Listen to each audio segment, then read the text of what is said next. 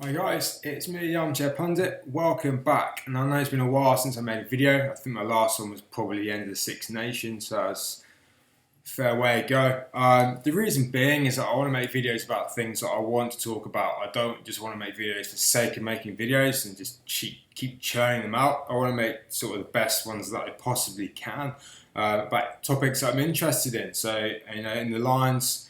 Well, it's coming up very, very soon. The squad was announced yesterday, so that's what this video is going to be based about. It's mainly a reaction to the Lions squad, who's in, who's out, any shocks in there, who's been hard done by, that kind of thing. As the weeks progress, as we get closer to that tour, I'm going to start talking about the fixtures, about possible test teams, injuries, that kind of thing, because there's a lot of rugby to be played between now and the first game in New Zealand. Anyway, that is all to come.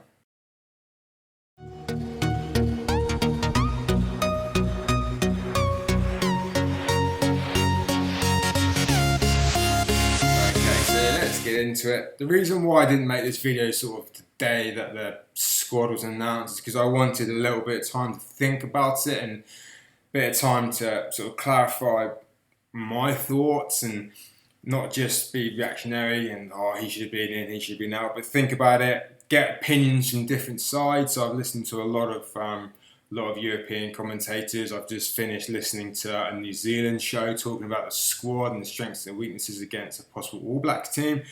And that's allowed me just to come to my own conclusions about what I think of the squad, what I think of the team, and going against what I originally kind of predicted. My original Lions 15 and squad videos will be in the link in the description for those, so I can sort of compare where I thought the squad was going to be to where it is right now. I'm just going to go through each position, who I thought was going to be in it and who actually was.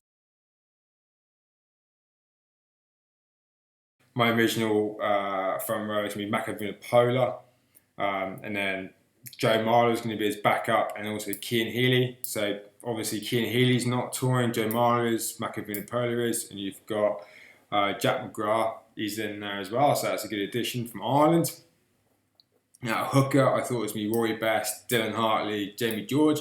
Pretty happy with my prediction about Jamie George. I've always had a bit of a feeling that he'd be in there. He sort of brings a bit of something different in that hooking position, something better than a loose. Dylan Hartley, I thought he was going to go as when I made that original video. As time kind of went on, I was a bit umming and ahhing, but I wasn't exactly sure he was going to take his place. Ken Owens from Wales, he had a decent Six Nations actually. He's played pretty well, he's solid, so I didn't really mention him. He didn't really stand out, but he was definitely solid. Dylan Hartley, I'm not sure if he wasn't picked because he just has his brain snaps, or whether or not Brian Gatlins didn't think he brought the right skills. I'm not sure, but he's not on the plane. And at the other side of the scrum, I had Furlong as my starter. He was in there. I always had WP Now, Samson Lee, both of which miss out, but they do have Carl Sinclair. He's in there. So yeah, fair play. Bit of a surprise. He wasn't even in my thinking for that squad, but he is in there. And finally, Gatland's obviously gone with Dan Cole to finish off his front row selections. Again, Dan Cole was a player that was around. He was in my thoughts with selection. I'm not sure. He does his basics well, but he gives away so many penalties. So that's something that he's going to have to really cut out in his game for us to get in that test side. Moving on to the second rows. So they've obviously chosen a fair few second rows to this position that they're very, very strong in. They're very strong in the Northern Hemisphere in this position. I chose Mario Itoje in a blind side. I think he's been included in his second row, so we'll sort of shift him across a little bit. So my starting second row is Richie Gray and Alan Wynne-Jones. Obviously, Richie Gray hasn't made the cut. I also chose within my second rows George Cruz, Alan Wynne-Jones, Joe Launchbury, which was just really surprising again. I only chose 4 because I sort of chose a 35-man squad rather than 41, so a few less. Obviously, they've included Ian Henderson and Courtney Laws, as well as Wynne-Jones and Itoje. I'm surprised at Ian Henderson's inclusion personally. I'm going to get into my sort of surprises later. Launchbury certainly in there with my surprises for not being included, but we'll get onto that. Into the back row, as I told you, he's not obviously in that sort of reckoning anymore. Starting off with the blind sides, we've got CJ Stander. He's in there. Peter O'Mahony. He's obviously been picked from Ireland. Good player, solid player. Pretty tall, but he's good. I'm going to stick Ross Moriarty in that blind side rather than at 8. I'm not sure he's quite got the drive, if you know what I mean, at 8. He's not quite got that presence I think you need in New Zealand as an 8. I pick him as a blindside flanker, so he's in as a blindside flanker for me. Open side, you've obviously got maybe Tipuric in a blindside as well. I think maybe the thinking is, but you've got Sean O'Brien. He was my pick. I had Justin Tipuric as my open side. I actually didn't have Sam Warburton in my squad, but he's in the squad. He's captain. Again, this is one of the points that I'm going to go through later, is the captaincy issue. Why has he picked Warburton? Some good points and not so good points perhaps. But yeah, Warburton's in there and he's captain. O'Brien's in there, Tipperick's in there. So I'm pretty pleased generally with the balance of the back row. I think it's not too bad. I think he's got along pretty well. Number 8, I had Billy Vunipola and I had Jamie Heaslip as my 8. I didn't have Faletau, who's actually instead of Heaslip. Faletau, I said this before, I'm not really his biggest fan. I think he's a little bit overrated. He's a good player, but I think he's not that good. I don't think he's as good as Heaslip. That's for sure. He's actually the leader at the back of that scrum. I think Faletau's not really got that much leadership qualities. But, obviously, Gatman sees something in Faletau that he might not see in Heaslip. So, fair enough. Moving into the scrum halves, I'm happy to say that I got my 3, Matt Gatman's 3, so Colin Murray, Ben Youngs, and Reece Webb. I don't think there's any surprises here, to be honest with you. I don't really see anyone else who could have cracked it. Laidlaw, maybe, but he's injured. So yeah, but honestly, even if he's fit, I don't really see him cracking into that 3. Into fly halves, I had Farrell, Finn Russell, and Johnny Sexton. Finn Russell's out. Dan Bigger is in, who towards the end of the Six Nations, I made my sort of revised Lions squad, and Dan Bigger got in there.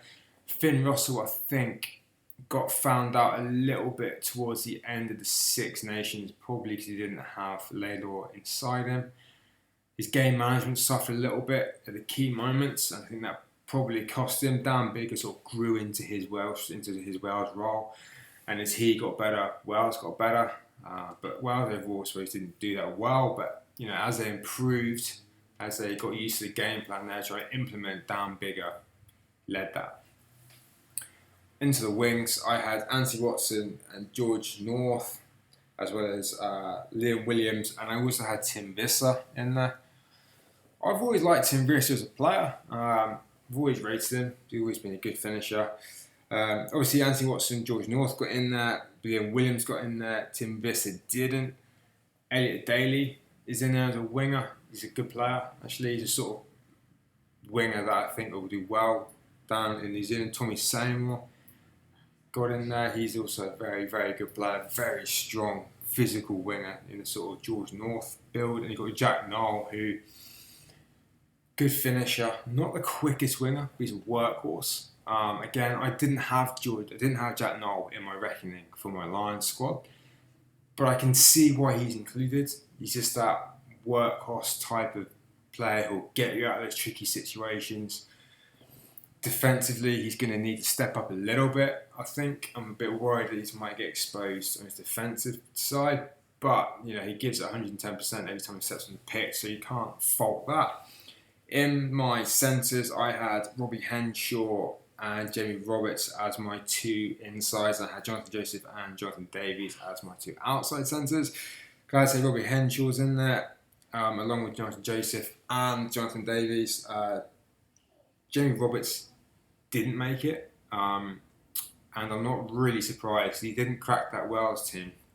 Instead, they've gone for Ben Teo, who I'm not really in favour of him playing for England, but I fully understand why he's playing for the Lions, and I actually understand more and more why he's in that England team. He does bring that physicality, directness in that midfield. He's a big boy. He's got good footwork though. For a big fella, he's quick off the mark and he's agile as well.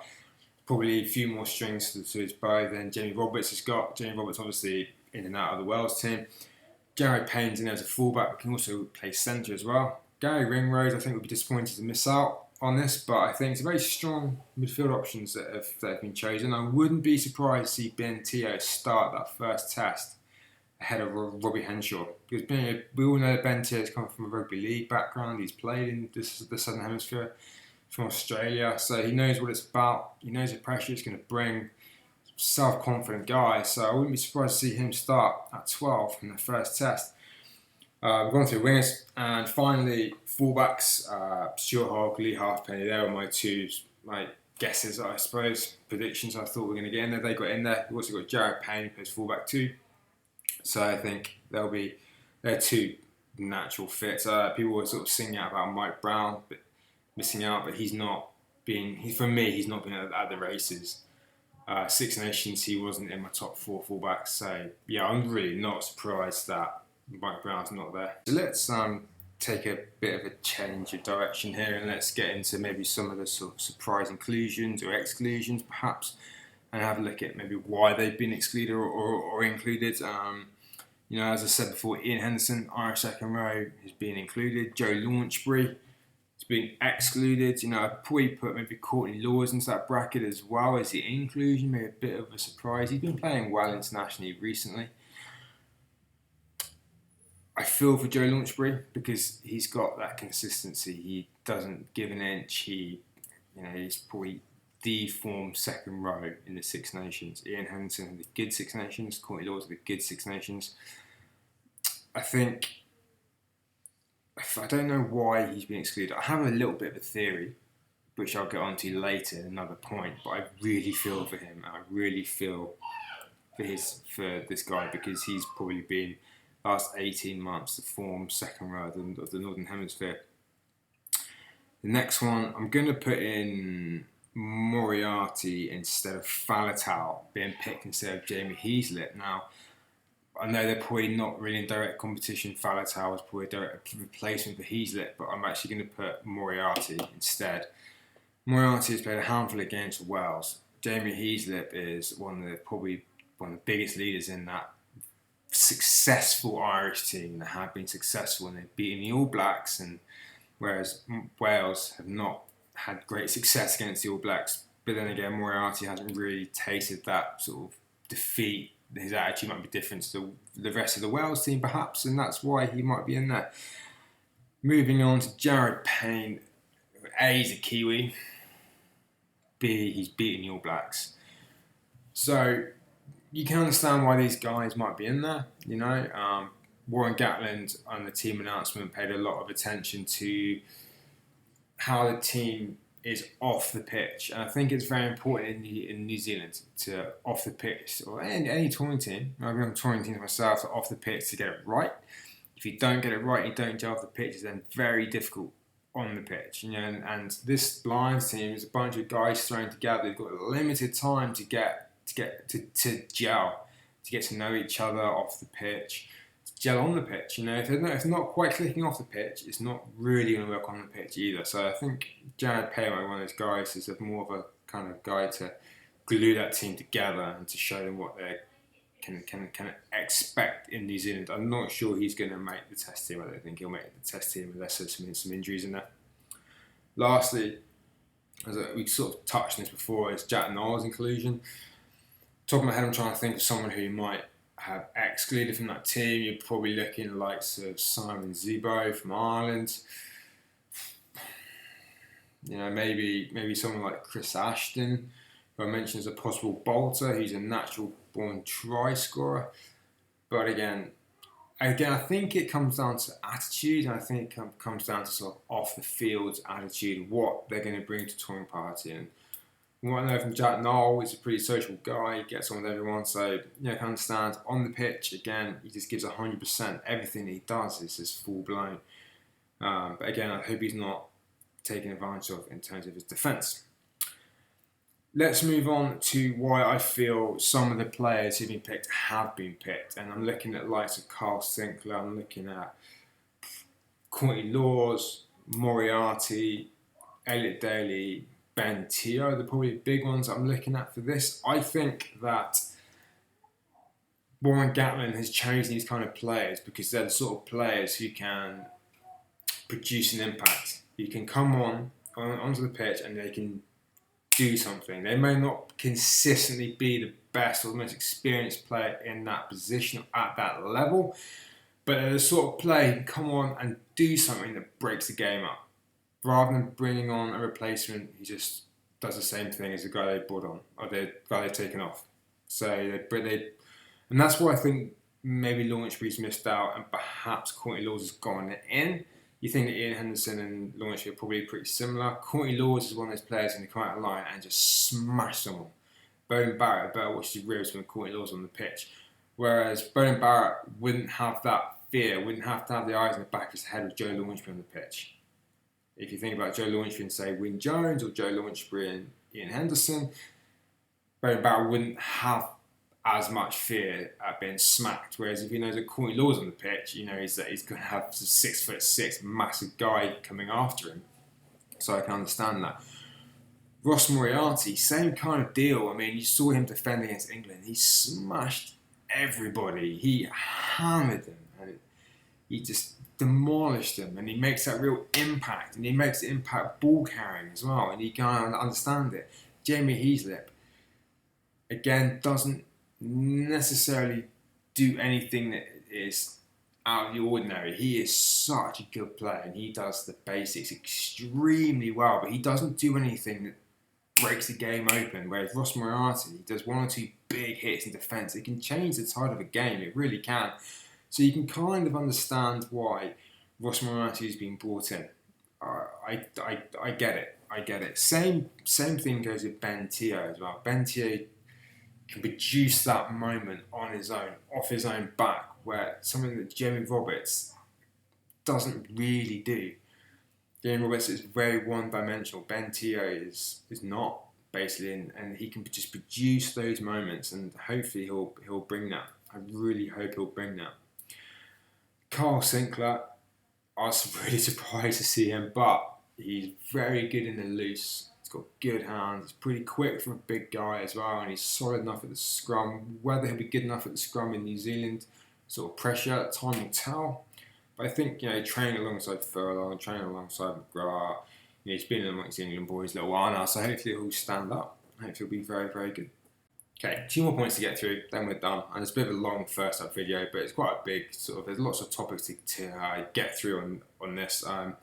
Let's start with the captain. I leave probably the biggest talking point to last, but let's start with the captain, Warburton. Is he the right choice? Why was he picked?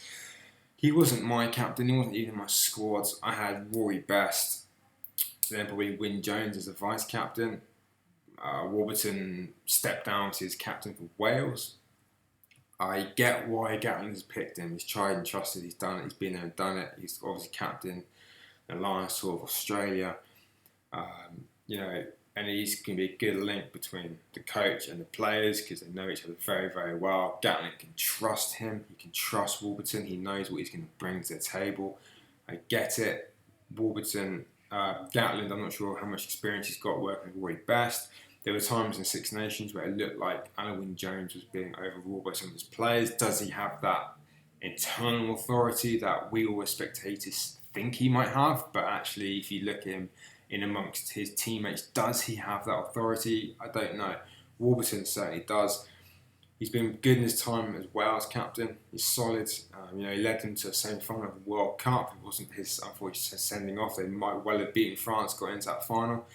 So yeah, I fully understand why Warburton has been chosen as captain. I'm not disappointed. Really, I'm not. I think it's actually like a decent choice. It's a good choice.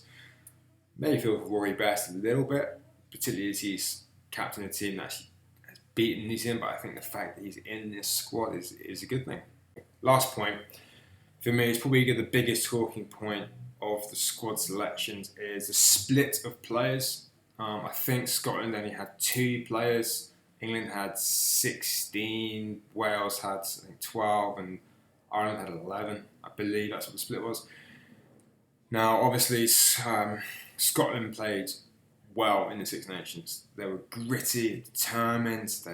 They made the best of what they had. And they had injuries, and yet they still produced it. Had some very narrow losses in their Six Nations. England, obviously, probably the most dominant. They weren't the most dominant team. They won it, but actually they got themselves out of some scraps, and they were pretty close to losing. But they've got that mentality of being a winning team. Ireland, obviously, a little bit hot and cold. But on the whole, they played well. Wales, a little bit like Ireland, on and off. Especially at the start, weren't really sure where they were coming or going. I'm a bit worried about maybe some of the Welsh players' confidence levels at the moment. But actually, in saying that, I think the Welsh players have been picked generally played well. But you have to ask yourself, if Gatland wasn't coaching his team, would there be so many Welsh players in there? Would there be so many Welsh players in there? I'm not sure. I don't know. I'm looking through the squad list at the moment, and I'm thinking, well, Ken Owens, yes, probably. Alan Wynne-Jones, definitely. Tipuric, definitely. Warburton, probably. Faletau, maybe. Moriarty, probably not. Webb, yes. George North, yes. Dan Biggar, I don't know. It's controversial, maybe. Jonathan Davies, probably yes. Liam Williams, yes. Halfpenny, yes. So actually, maybe 3 less than what they've got. And would those 3 players have been Scottish? I don't know. The thing with the Scotland players and Scotland teams, they are good. They've got some good, very, very good players. But generally, they're good players that play in positions where the other teams have got strong players too. You look at the Gray brothers both in the second row, and you look at the Lions second rows are probably on par with the All Blacks second rows, Whitelock and Brady Vitak. They're on par with them. So it's a very, very difficult position to crack into. Dopey now in the front row. He's been injured, didn't play Six Nations. That's gone against him. I'm not sure if he's playing again. I'm not sure. Good centres, I suppose. But are they better than the ones that have been chosen?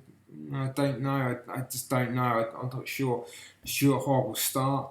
Finn Russell at 10. Should he be on that plane instead of maybe Biggar?